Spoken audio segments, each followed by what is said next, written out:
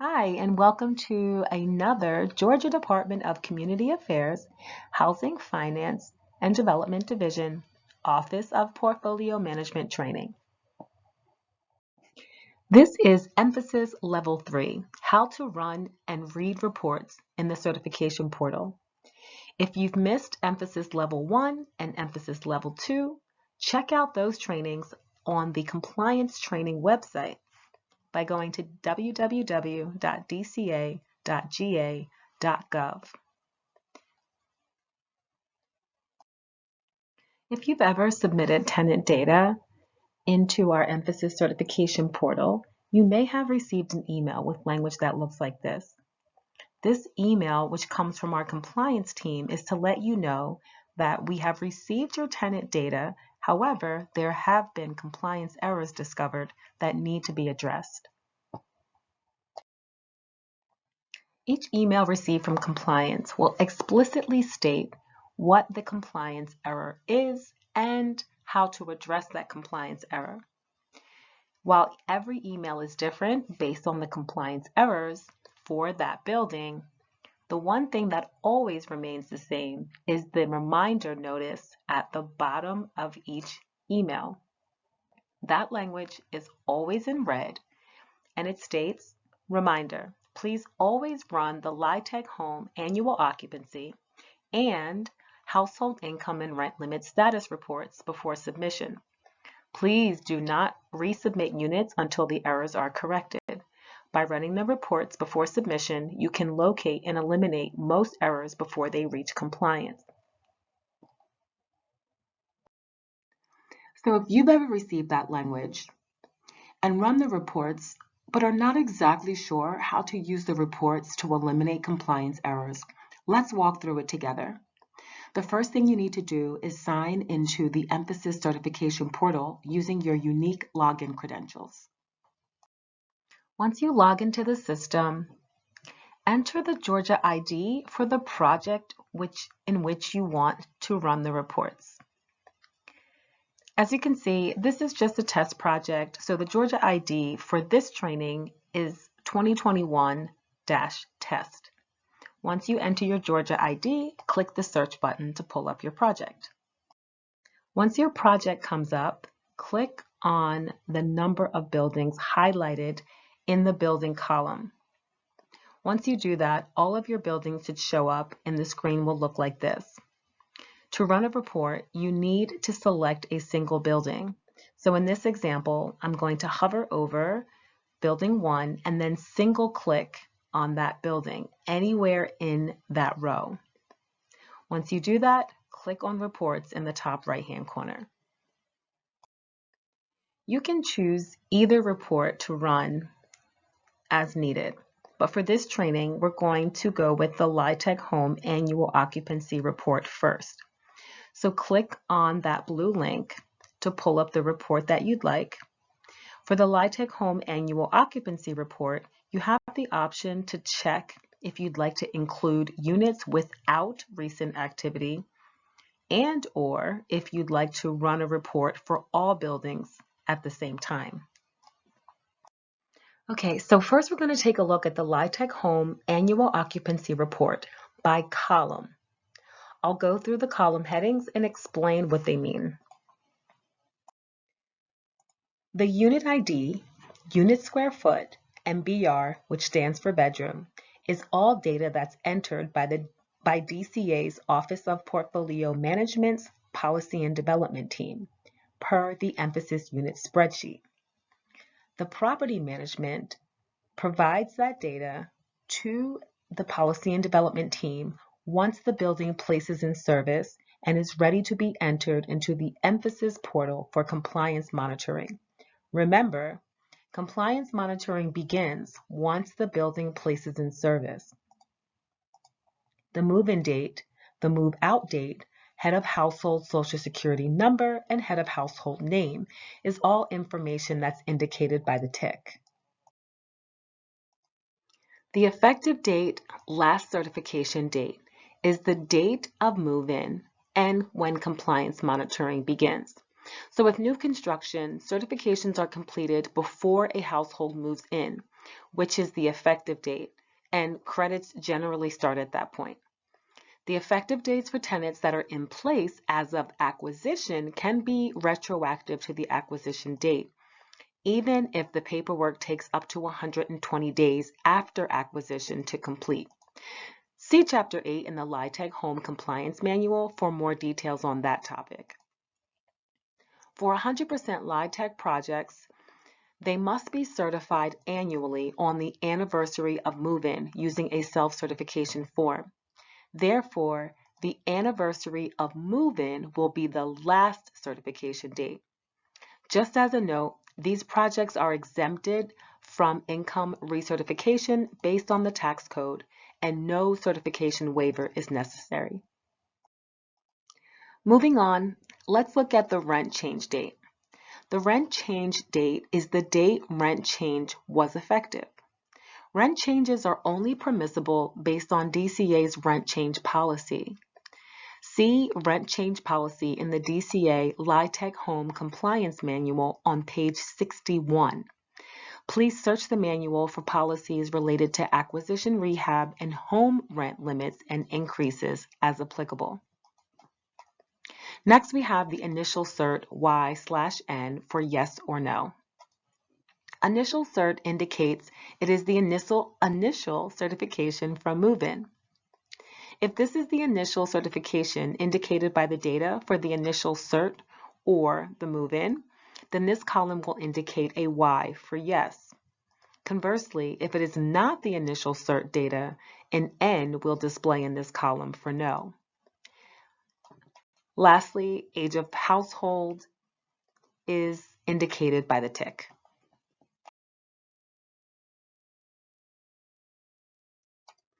Gross annual income at recert is the annual income at the anniversary of move-in. This is only entered if applicable. LIHTC rent limits are calculated starting with the HUD-published Multifamily Tax Subsidy Income Limits, or MTSP income limits, using an imputed 1.5 people per bedroom. DCA GHFA encourages owners agents to access the HUD MTSP and Home Income Limit website, but additionally, owner agents may use other industry income calculators. Monthly tenant paid rent is monthly tenant paid rent which does not include mandatory charges or utility allowance. See our rent limit policy and rent floor policy in the DCA LIHTC and Home Compliance Manual. Let's look at RHS rent overage. RHS rent overage refers to Rural Housing Services, or RHS, which falls under the United States Department of Agriculture, USDA. You can find more about this program at rurdev.usda.gov. This section applies to owners of USDA Section 515. Overage is that portion of a tenant's net tenant contribution that exceeds basic rent up to note rent. Rural Housing Services, or RHS, appears in the Compliance Manual on page 275. Title 7 of the Code of Federal Regulations, Part 3560.203, explains determining tenant rent payment. Mandatory charges are any fee that is non-optional and charged to residents as a condition of occupancy, which must be included in the gross rent and indicated in the lease. Allowable required month-to-month fees are considered rent, and the gross rent must include these amounts, and the total rent charged must be below the applicable rent limit. When completing the tenant income certification, TIC, and reporting an Emphasys, the fee amounts must be included as a non-optional charge with the tenant paid rent. Moving right along, we are almost done the LIHTC Home Annual Occupancy Report. So let's take a look at amount of rental subsidy. Tenant-based rental subsidies, HUD Section 8 vouchers, may be accepted by borrower in agency-funded multifamily housing. These subsidies are administered by HUD or others authorized to administer the program, such as a state housing finance agency or the local public housing agency. Projects accepting tenants who use such vouchers assigned by a local public housing agency will also comply with any requirements imposed by that agency. Utility allowance. In theory, what households pay for rent, other required fees, and utilities must not exceed the maximum rent limits. But in actual practice, it is not possible to know what utility cost will be for most situations, as the amounts change from month to month. To address this, if residents pay for any utilities out of their pockets in LIHTC or home units, monthly utility cost estimates are assigned to each unit size. These are called utility allowances, UAs. UAs are calculated for each building by bedroom size. Tenant paid rent plus the utility allowance must not exceed the rent limits. For home units, tenant-based subsidy payments and project-based subsidies for high home units are also included when calculating gross rent.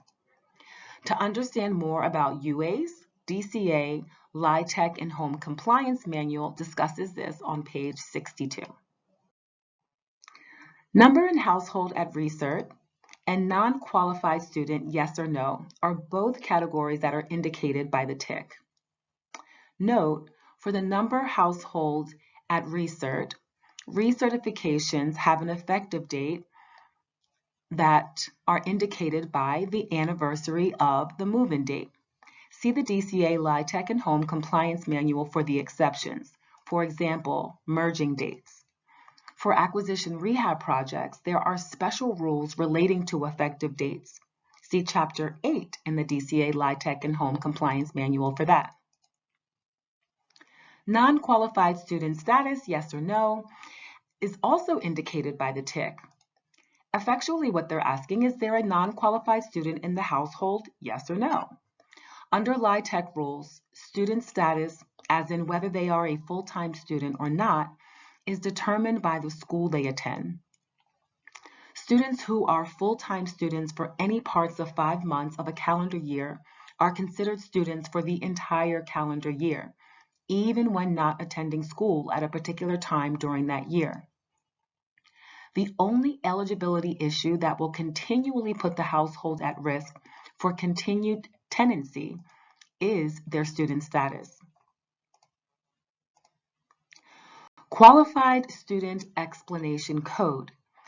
This is not a category that we currently use, but the key can be found at the top of the page.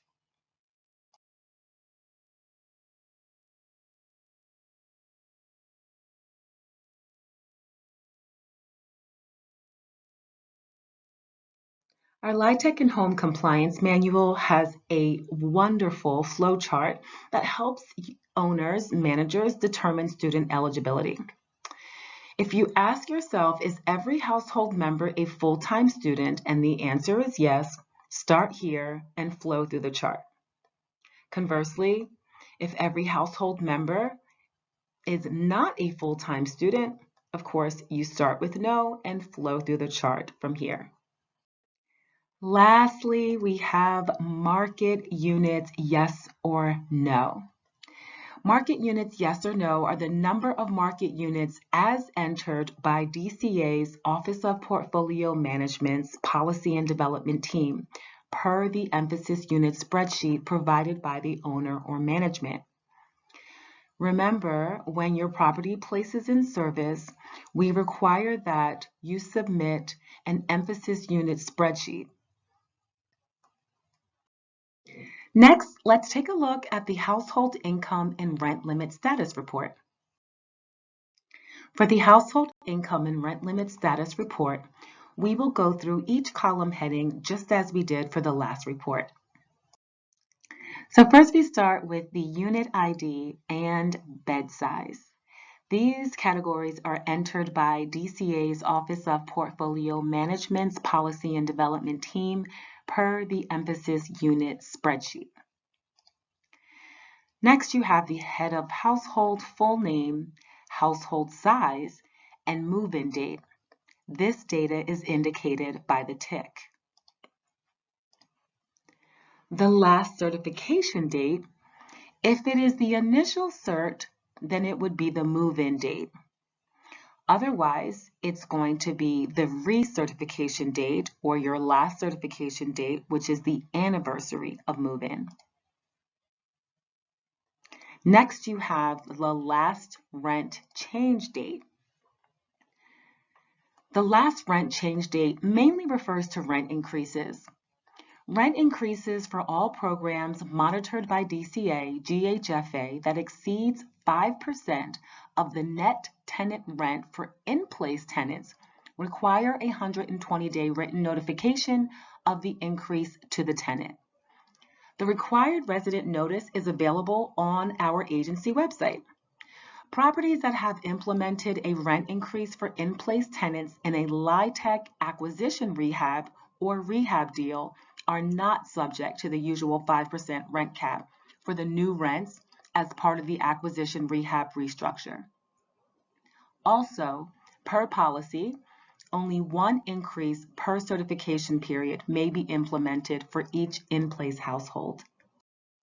Let's take a look at the total annual household income. Initial income certifications renting to qualified households is a major component of meeting affordable housing requirements. See the Fast Fact Overview Summary of LIHTC requirements in Chapter 1 of the DCA LIHTC and Home Compliance Manual. Both the LIHTC and Home programs utilize the Section 8 method of determining annual income. Starting in 2024, HUD regulations for the Housing Opportunities through Modernization Act, or HOPMA, became effective. This regulation significantly impacts how income and assets are calculated. After HOPMA, several factors affecting income calculations will change annually. Most of these will be adjusted for inflation based on the Consumer Price Index for urban wage earners and clerical workers, CPIW. The one exception is the passbook savings rate, which will be adjusted based on the average of recent FDIC National Average Passbook Savings Rate.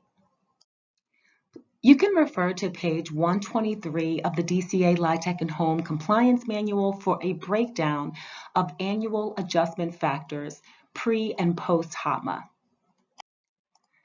When it comes to income limits are calculated by HUD for each county or metropolitan area. The limits actually used vary by affordable housing program.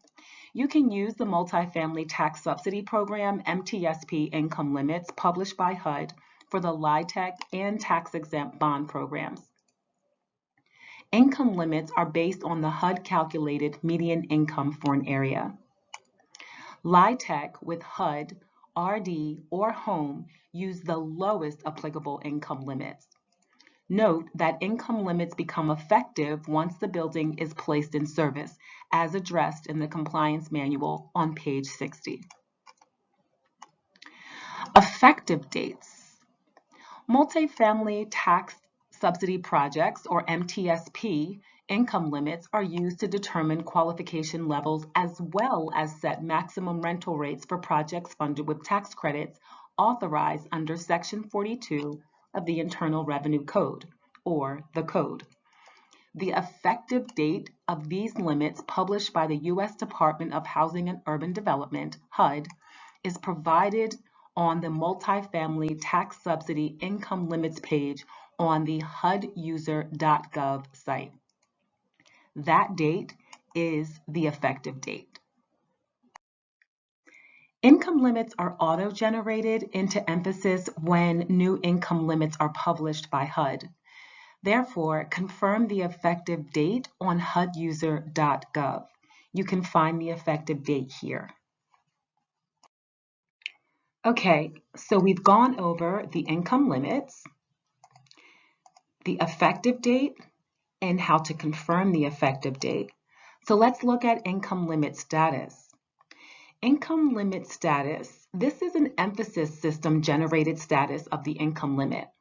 The system will compare the total annual household income to the HUD established income limits to determine whether their reported income is above or below the maximum income limit allowed to qualify for the assigned program, LIHTC, home, or the combination of programs.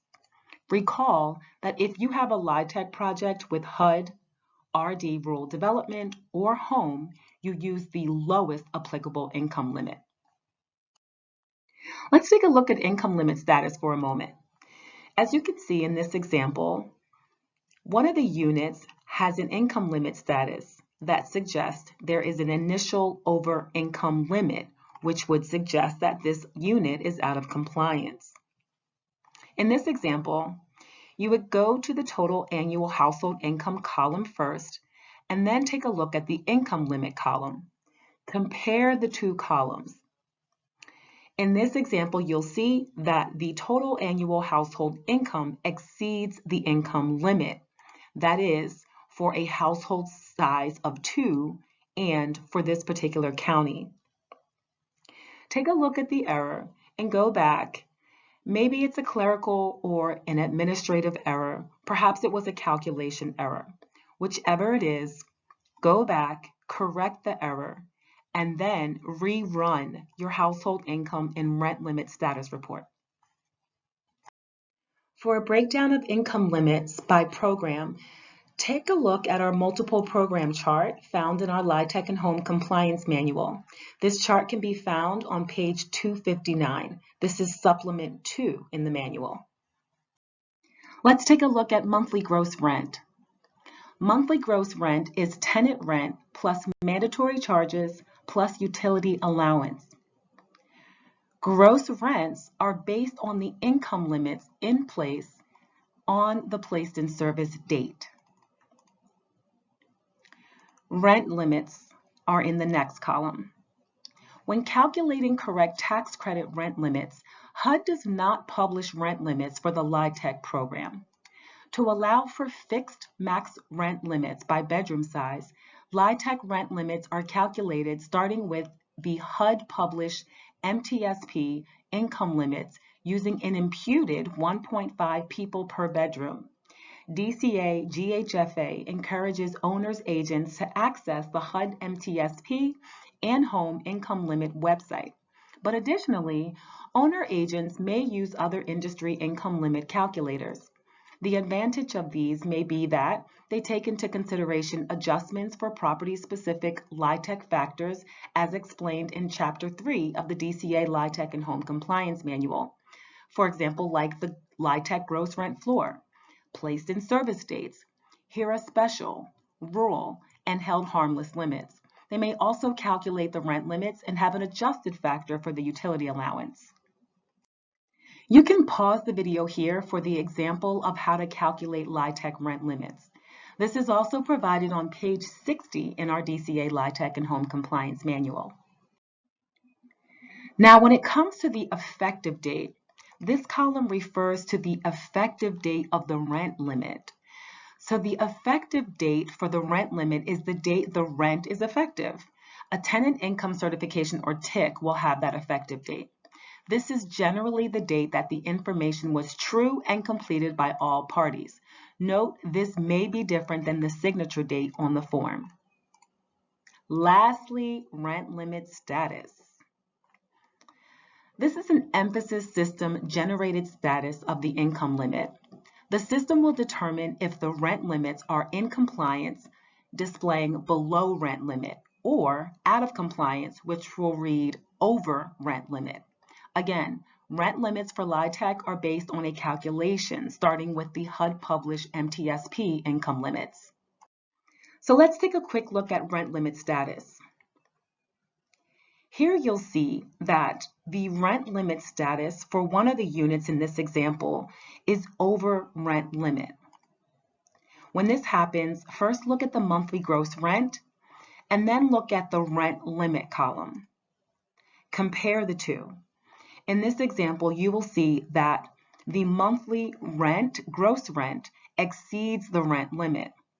Again, this could be a clerical or administrative error, or it could have been a calculation error, or this person could truly just be out of compliance. But that is for you to determine. So take a look at your report, see what went wrong, go back, correct the error if applicable, and then rerun the report. All right, so let's take a quick look at our portfolio, our neighbors, and our communities. We currently have the following funding sources: LIHTC, Home, National Housing Trust Fund, FDIC, NSP, and Exchange. There's 1,089 properties being managed by 184 management companies. There are over 85,000 units in our portfolio, and we are proudly currently serving over 173,000 Georgian residents. That concludes our Emphasys Level 3, How to Read Reports in the Emphasys Certification Portal. I hope this was helpful, but if you still have questions, I am happy to answer any questions that you have or re-review any of the information in this training. Please email training at opm_training@dca.ga.gov, and I'll see you at the next training.